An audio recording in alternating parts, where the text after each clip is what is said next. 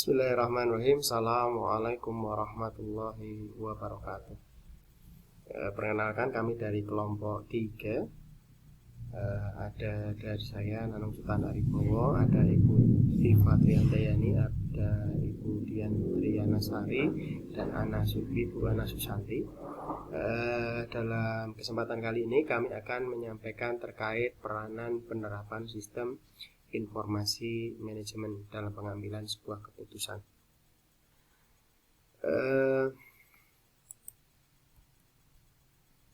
Sebelum kita memasuki pemaparan kali ini, akan kita mulai dengan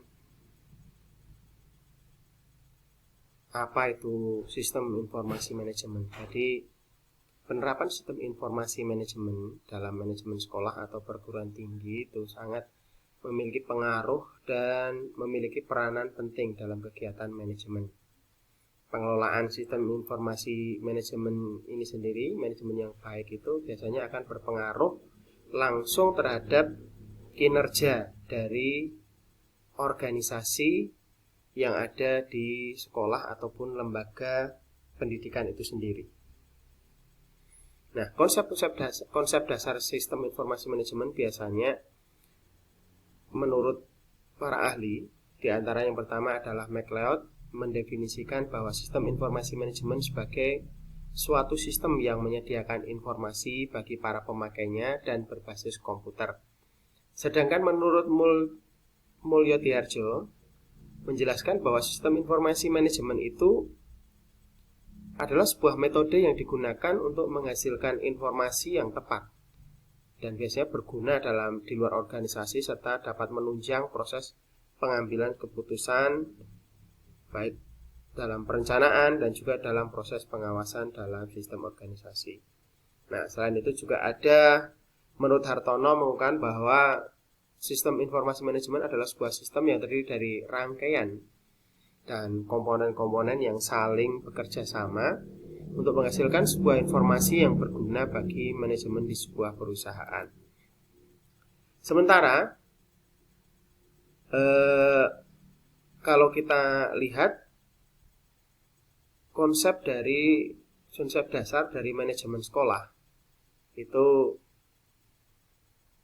menurut para ahli disebutkan bahwa menurut Danim menjelaskan bahwa sekolah merupakan sebagai lembaga otonom, namun dalam penyelenggaraannya masih berada di bawah naungan atau bagian dari sistem pendidikan nasional atau MPS di bawah naungan lembaga yang lebih tinggi di sini.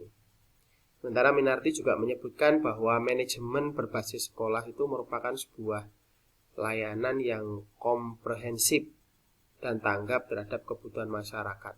Jadi menampung dari aspirasi masyarakat, kebutuhan masyarakat, sehingga menyesuaikan gitu.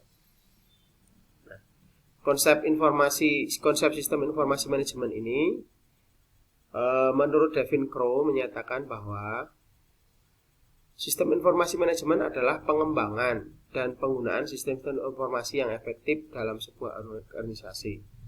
Sementara oleh MacLeod mendefinisikan sistem informasi manajemen ini adalah sebagai suatu sistem berbasis komputer yang menyediakan informasi bagi beberapa pemakai yang mempunyai kebutuhan yang serupa.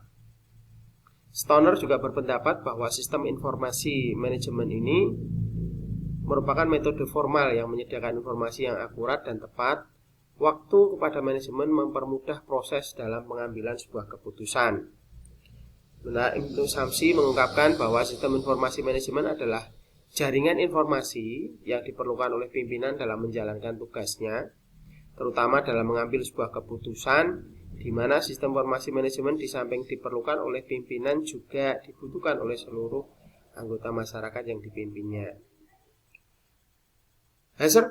Menurut Hasner Cross mengatakan bahwa sistem informasi manajemen yang terpadu merupakan gabungan yang amat teratur dari pegawai, perlengkapan dan fasilitas-fasilitas yang melakukan penyimpanan, pengambilan, pengolahan, pengiriman, peragaan data dan semuanya sebagai tanggapan terhadap kebutuhan para pembuat keputusan. Sedangkan menurut Wilkinson, sistem informasi ini adalah kerangka kerja yang mengkoordinasikan sumber daya manusia dan komputer untuk mengubah masukan input menjadi keluaran informasi guna mencapai sasaran perusahaan yang ingin dicapai. Jadi pengertian sistem informasi ini sendiri dari kesimpulan dari beberapa tokoh tadi bahwa sistem informasi manajemen merupakan jaringan prosedur atau pengolahan data yang dikembangkan dalam sebuah organisasi atau lembaga pendidikan dan disahkan bila diperlukan untuk memberi data kepada manajemen sebagai dasar pengambilan sebuah keputusan dalam rangka mencapai sebuah tujuan, dan data tersebut diolah untuk menjadi sebuah informasi yang akan diberikan kepada konsumen atau pengguna sekolah itu sendiri. Kita masuk pada konsep pengambilan keputusan. Untuk konsep pengambilan keputusan dari sistem informasi manajemen tadi, salah satu hasilnya adalah pengambilan sebuah keputusan. Menurut Marx, pengambilan keputusan is commonly defined as choosing from among alternative. Jadi pemilihan dari beberapa alternatif. Sul juga mengembangkan bahwa pengambilan keputusan itu merupakan sebuah proses kesadaran manusia terhadap fenomena individual maupun sosial berdasarkan faktual. Sementara S.P. Syagian menyatakan bahwa pengambilan keputusan itu adalah suatu pendekatan yang sistematis terhadap hakikat alternatif yang dihadapi. Jadi, dari pengertian di atas, konsep pengertian tadi, pengambilan keputusan itu sendiri adalah sebuah hasil dari pemecahan masalah sebagai hukum situasi dan merupakan pemilihan dari salah satu alternatif yang ada, serta pengakhiran dari proses pemikiran tentang masalah atau problema yang dihadapi. Sehingga adapun hasil dari pengambilan keputusan itu adalah keputusan. Nah, pengambilan keputusan menurut Josh R. Terry dalam Iqbal Hasan itu didasarkan terhadap 5 hal. Di antaranya adalah intuisi, yang kedua adanya pengalaman, yang ketiga adalah fakta-fakta yang ada, yang keempat wewenang, yang kelima itu rasional. Kemudian kalau kita lihat pada fase-fase proses dalam pengambilan sebuah keputusan itu diantaranya ada beberapa fase. Itu fase yang pertama adalah fase intelijensi yang mempengaruhi proses pengambilan keputusan. Nah, intelijensi dalam pengambilan keputusan ini meliputi scanning atau pemindahan lingkungan, entah secara intermittent ataupun terus-menerus. Nah, intelijensi ini mencakup berbagai aktivitas yang menekankan identifikasi dari peluang-peluang masalah. Nah, fase intelijensi ini biasanya dimulai dengan identifikasi terhadap tujuan dan sasaran organisasi berkaitan dengan isu-isu yang diperhatikan, misalnya manajemen inventory, seleksi kerja, dan sebagainya. Nah, apakah tujuan tersebut terpenuhi apa belum? Nah, itu dari fase intelijensi disesuaikan di situ. Yang kedua adalah fase desain. Fase desain meliputi penemuan atau mengembangkan, menganalisa tindakan yang mungkin untuk dilakukan terhadap masalah, menguji solusi yang layak. Yang selanjutnya adalah fase pilihan. Pilihan ini merupakan tindakan pengambilan keputusan yang kritis. Nah, fase pilihan ini adalah fase di mana dibuat sebuah keputusan yang nyata dan diambil sebuah komitmen untuk mengikuti tindakan tertentu. Nah, yang selanjutnya adalah fase implementasi. Pada hakikatnya fase implementasi ini adalah sebuah solusi yang diusulkan buat suatu masalah, adalah inisiasi terhadap hal yang baru atau pengenalan terhadap perubahan. Jadi itu beberapa fase yang mendorong tercapainya sebuah keputusan. Nah, faktor-faktor apa biasanya yang mempengaruhi adanya pengambilan keputusan tersebut? Di antaranya yang mempengaruhi fase dalam pengambilan keputusan itu ada di antara pengaruh yang pertama faktor pria dan wanita. Nah, pada umumnya pria itu lebih bersifat tegas atau berani cepat dalam mengambil keputusan. Dan biasanya kalau untuk wanita umumnya cenderung relatif lebih lambat karena sering ragu-ragu dan terlalu banyak pertimbangan. Terus juga faktor yang lain adalah adanya peranan pengambilan keputusan. Peranan pengambilan keputusan ini mencakup kemampuan informasi, jadi kemampuan menganalisis dan menginterpretasikan, kemampuan menggunakan konsep yang cukup luas.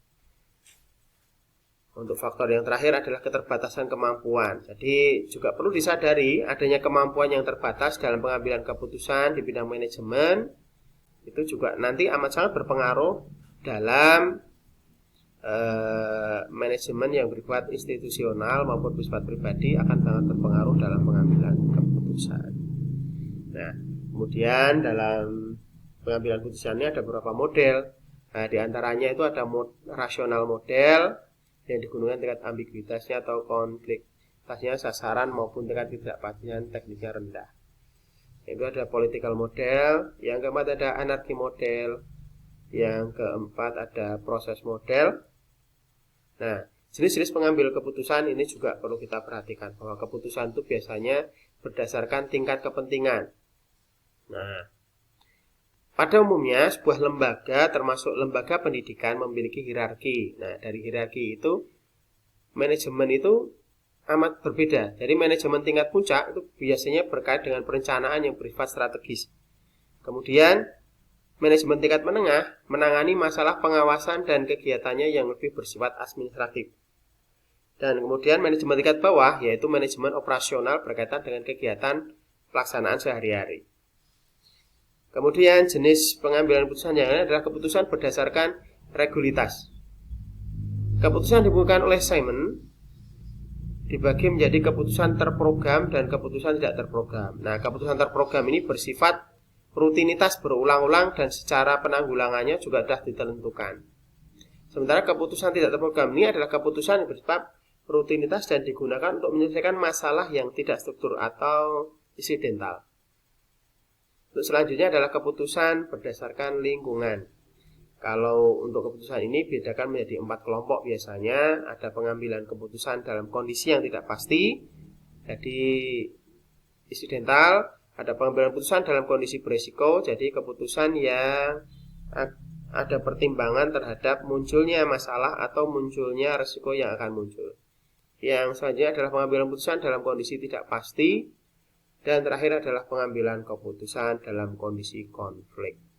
Terima kasih. Demikian pemaparan dari kami kelompok 3. Semoga menjadi sebuah pemahaman baru dan mohon masukan serta koreksinya. Semoga makalah dari kami kelompok 3 menjadi lebih sempurna dan menjadi ilmu buat kami dan kita sekalian. Terima kasih dari saya. Akhirul kalam. Assalamualaikum warahmatullahi wabarakatuh.